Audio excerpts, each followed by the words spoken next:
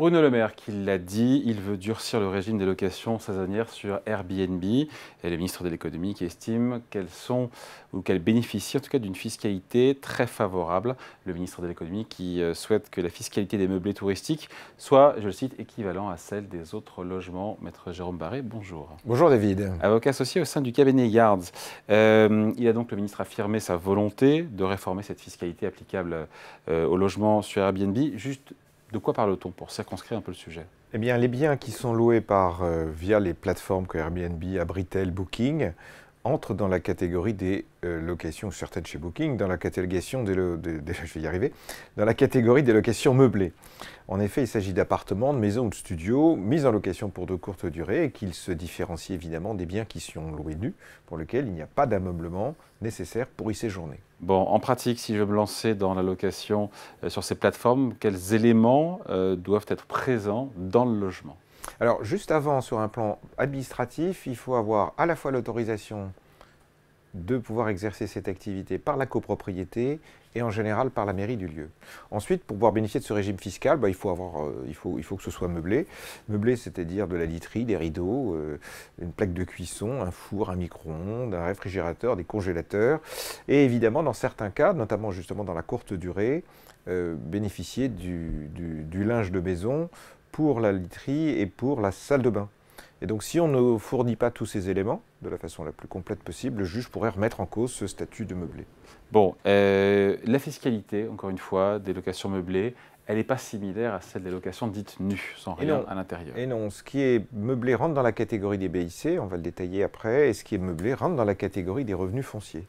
Bon, et quelles sont les conséquences de ces distinctions alors? La plus concrète et la plus parlante, c'est que là où un loueur en meublé peut appliquer son activité, il bénéficiera d'un abattement forfaitaire de 50% sur les revenus issus de sa location, si ses recettes n'excèdent pas 72 600 €, alors qu'un loueur nu, lui, ne va pouvoir bénéficier que dans le cadre du microfoncier de l'application de 30%. Jérôme, on entend souvent parler de LMNP, de LMP. Est-ce que vous pouvez nous éclairer sur ces sigles et sur leurs différences? Oui, parfaitement. On a deux types de location meublée. On a celle qui est professionnelle, la location meublée professionnelle, LMP, et celle qui ne l'est pas, la location meublée non professionnelle. Donc, pour présenter au statut de LMP, deux conditions doivent être réunies par le loueur. Un, avoir une activité supérieure, un chiffre d'affaires supérieur à 23 000 €. Et deuxièmement, que cette activité soit l'activité de revenus supérieurs, de revenus professionnels supérieurs au sein d'un ménage, au sein d'un couple. Si on n'a pas cette considération, on ne peut pas bénéficier de ce régime professionnel. Bon, et quelles sont les incidences de cette qualification LMNP ou LMP, concrètement? Alors les incidences, c'est l'amortissement et les revenus. On a vu qu'on avait un abattement de 50% pour les revenus qui étaient inférieurs à 72 600, professionnels, non professionnels. Dans les deux cas, on peut également amortir au titre du revenu. Dans le cas du LMNP, si vous avez un déficit, vous ne pouvez pas l'imputer sur le revenu global. Dans le cas du LMP, si vous avez un déficit, vous pouvez l'imputer sur le revenu global. C'est ça qui est l'intérêt. Bon, quand on est loueur, on parle d'Airbnb, mais pardon, il y a aussi Abritel ou d'autres plateformes évidemment. Est-ce qu'on peut prétendre à ces régimes favorables LMP, LMNP?